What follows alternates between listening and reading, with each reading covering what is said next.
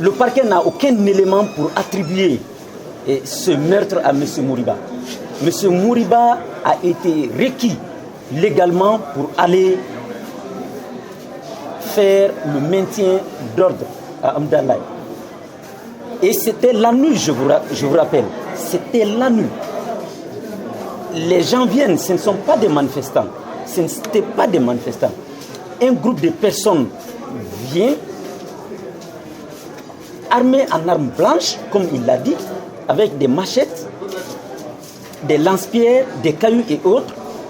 Il vient pour les disperser et enlever des barricades. Du coup, ils font des tirs de sommation en nombre important. En fait, c'était une équipe de 2 pick-up. Chacun fait des tirs de sommation. Après, il quitte. 2 jours plus tard, on apprend qu'un jeune est décédé. Et ce jeune, où est-ce qu'il est décédé? Apparemment que c'était dans un cyber.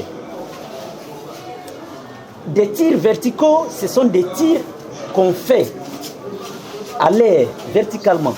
Du coup, il a démontré ici que lorsqu'on fait des tirs comme ça, la balle monte jusqu'à près d'1 kilomètre, minimum 800 mètres en haut. Ça redescend. Et quand ça redescend, elle ne peut même pas tuer une mouche.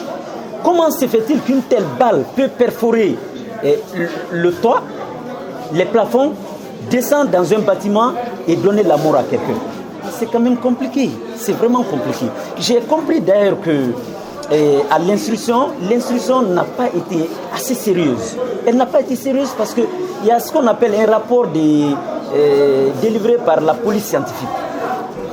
La police scientifique ne s'est même pas située de rapprocher le lieu où le jeune a eu la mort et l'endroit où il y a eu des différents tirs. Mais ce n'est pas possible. Comment l'on peut prendre et donner du crédit à de tels rapports? Il aurait dû avoir des perquisitions, des transports sur les lieux pour au moins confronter à la personne accusée l'endroit précis où il a eu des tirs et l'endroit, la position où le jeune a eu la mort. Mais ce n'est pas possible. Donc, j'estime d'ailleurs que ça a été quelque chose de très bâclé, mais avec la formation des jugements, on va avoir tout le temps de faire le rapprochement des différentes positions. Parce que c'est très compliqué lorsqu'on est accusé de meurtre. D'abord, je vous rappelle que le jeune qui est accusé appartient à ce qu'on appelle la brigade anticriminelle. Cette brigade n'a pour arme que des armes à feu, pas des armes conventionnelles, pas des gaz lacrymogènes ou les matraques et autres. C'est pas possible. C'est la nuit. L'on ne fait pas une manifestation la nuit. Vous comprenez?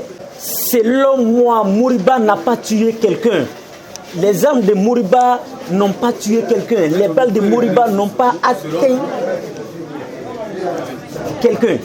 Voilà, c'est cela. L'on ne peut pas attribuer la balle qui a été retrouvée dans le corps du jeune à moi, mon client. C'est pas possible.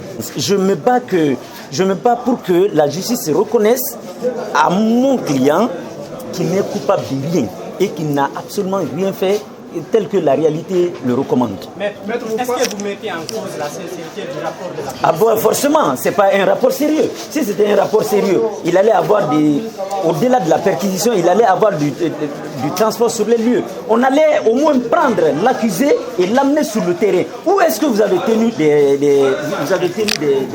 C'est ça. Il n'y a rien de tout ça. Maître Kabine Kourala Keita.